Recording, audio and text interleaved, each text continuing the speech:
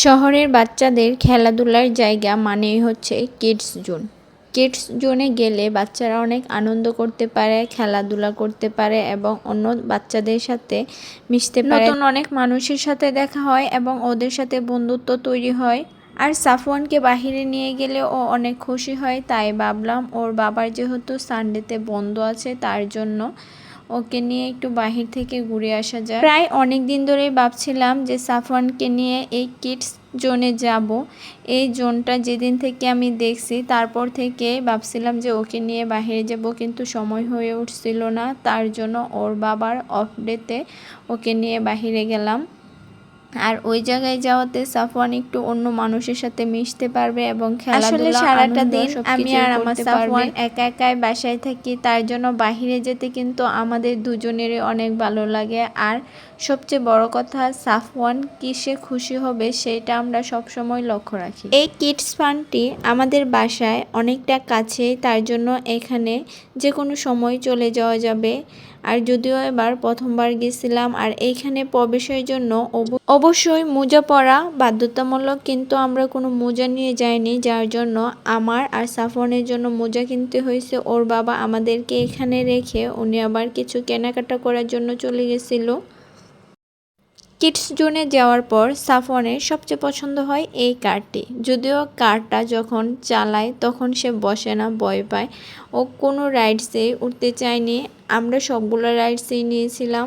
এইখানে সম্ভবত 2টা প্যাকেজ ছিল, একটা হচ্ছে 3টা রাইডস নেওয়া যাবে, আরেকটা হচ্ছে সবগুলা রাইডস নেওয়া যাবে। তো আমরা সবগুলা রাইডসই নিয়েছিলাম, কিন্তু সাফওয়ান শুধু জাম্প করা আর স্লাইডে এই 2টাতেই বেশ আনন্দ করছে। বাকিগুলাতে উঠতে ও অনেকটা ভয় পাইছে। তারপরও চেষ্টা করছি ওর ভয়টা যেন কেটে যায়, তার জন্য সবগুলাতে উঠানোর চেষ্টা করছিলাম, কিন্তু ও উঠতে চায় না। ও কিছুক্ষণ পর পর এই কারটাতে এসে বসছিল, অন্য কাউকে বসতে দিতে চাচ্ছিল না। আর যদি চালু করে তখন আর ও বসতে চায় না, ও শুধু শুধু এভাবে বসছিল। তারপর এইখানে এই সিঁড়িটাতে উঠছিল, ও এখানে পড়তেছে 1 2 এভাবে গুনে গুনে পড়তেছে। আর এখানে যাওয়ার পর ওর অনেকগুলো বন্ধুও হয়ে গেছে।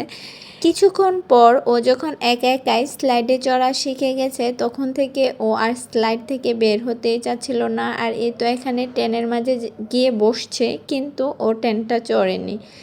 বসার পর যখন ট্রেনটা চালু করবে ও তখন বের হয়ে আসছে। ওই জায়গায় ও বসবে না, ওর ভালো লাগে না।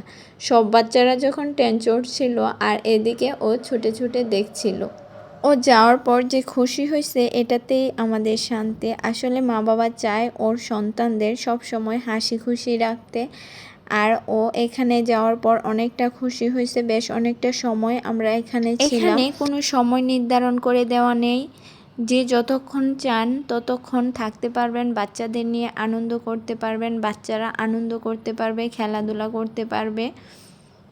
রাত্রে 10টা বাজে এই কিডস জোনটি বন্ধ হয়ে যায়। এর আগ পর্যন্ত বাচ্চাদের নিয়ে এখানে থাকা যায়।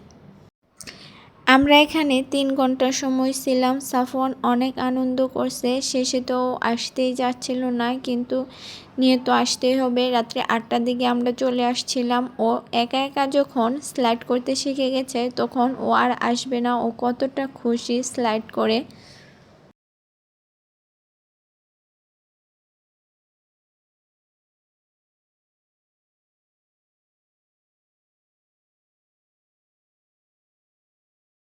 আমি এখানে বসে দেখছিলাম যে আমার বাচ্চাটা কতটা খুশি বাহিরে যাওয়ার পর।